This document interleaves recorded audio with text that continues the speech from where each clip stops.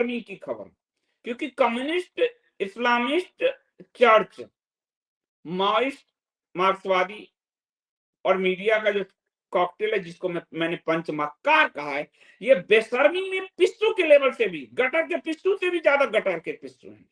और आपको ऐसी भाषा बोलनी पड़ेगी, इनका गर्दन आपको तोड़ना पड़ेगा। तो आपको मैं गुजरात दंगे ले चलता हूं, और गुजरात दंगे से जो आपको एहसान जाफरी की पत्नी जाकिया जाफरी आज भी चाहती है प्रधानमंत्री नरेंद्र मोदी को फांसी हो जाए, जबकि आपको मेरी पुस्तक पढ़िए, साजिश की कहानी तथ्यों की जुबानी, आपको पता चलेगा कि एहसान जाफरी जो कांग्रेस के पूर्व सांसद थे, उनकी हत्या में कांग्रेस के नेता भी शामिल थे। उन नेताओं ने ही उकसाया, अमर सिंह का नाम आया कांग्रेस के नेता का, ये आपको नहीं पता है, और जिन्होंने साजिश की कहानी पढ़ी है उनको मालूम है ये बात।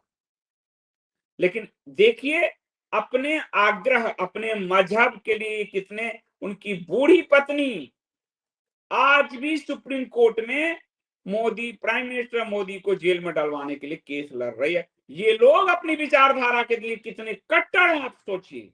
बूढ़ा प्रशांत बोस, ये बूढ़ी जाकिया जाफरी, ये आपको एक मामले में तो उदाहरण हो ही सकते हैं कि वो अपनी विचारधारा के लिए कितने कट्टर हैं। एक प्रधानमंत्री को मारने की साजिश कर रहा है, एक प्रधानमंत्री को जेल भेजने की साजिश आज तक कर रहा है, आप ये समझिए।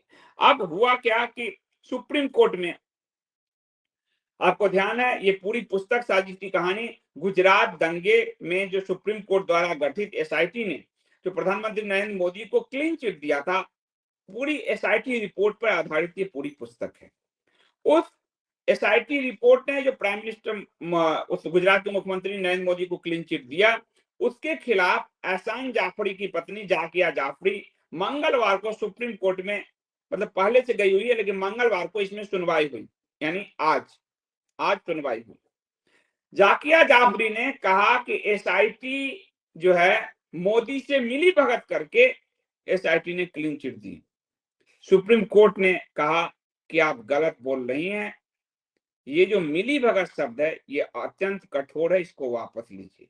जाकिया जाफरी की तरफ से वकील कपिल सिब्बल था जो ये आरोप लगा रहा था, कपिल सिब्बल। सुप्रीम कोर्ट ने कहा ये वही एसआईटी है जिसके अन्य मामलों में चार्जशीट, जिसने अन्य मामलों में दाखिल की थी, आरोपियों को दोषी ठहराया गया था, उस कार्रवाई में ऐसी कोई शिकायत नहीं की आपने। जब आपके मुताबिक सजा मिली तो आपने कोई शिकायत नहीं किया, सुप्रीम कोर्ट ने कहा। लेकिन आज आप मिली भगत, ये बड़ी कठोर शब्द है, सुप्रीम कोर्ट तो मर्यादा में बोलेगी।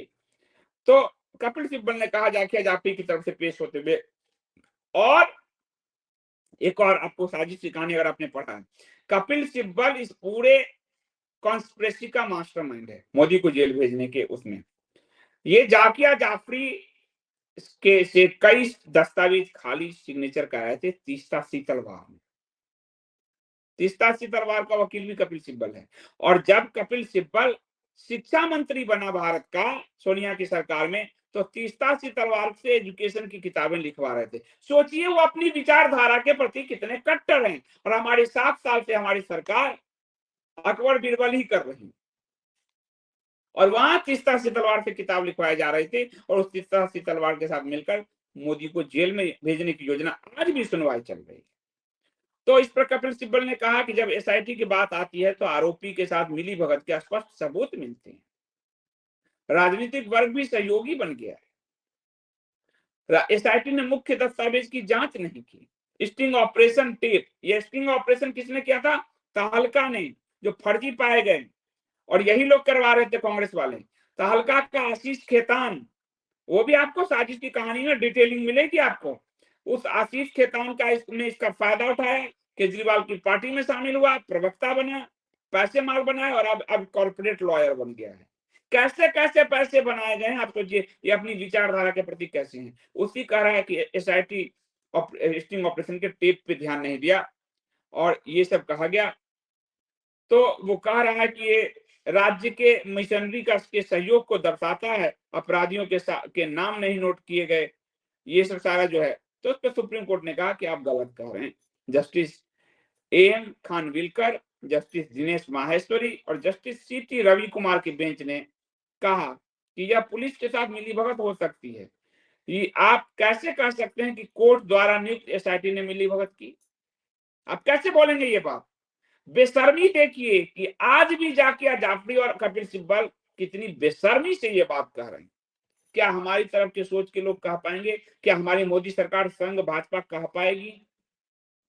आपने सुना है डायरेक्ट आरोप ममता पे लगाती हैं, डायरेक्ट आरोप आप देखिए पीएफआई का नाम ही नहीं लेती, पर वो आज तक कह रहे हैं। तो ये पूरा ये आपको मामला है 2002 की गुजरात दंगे में जो गुलबर्ग सोसाइटी में कांग्रेस के विधायक थे, सांसद ने विधायक एहसान जाफरी की मौत हुई थी और उसी में एसआईटी रिपोर्ट ने क्लीन चिट दी गुजरात के मुख्यमंत्री नरेंद्र मोदी जी को। उसी को सुप्रीम कोर्ट में चुनौती दिया जाकिया जाफरी ने और उसी पर ये सुनवाई आज हुई। तो अब आप समझिए कि ये कितने कट्टर हैं। आपको एक एक उदाहरण आज जोड़ कर दिया है।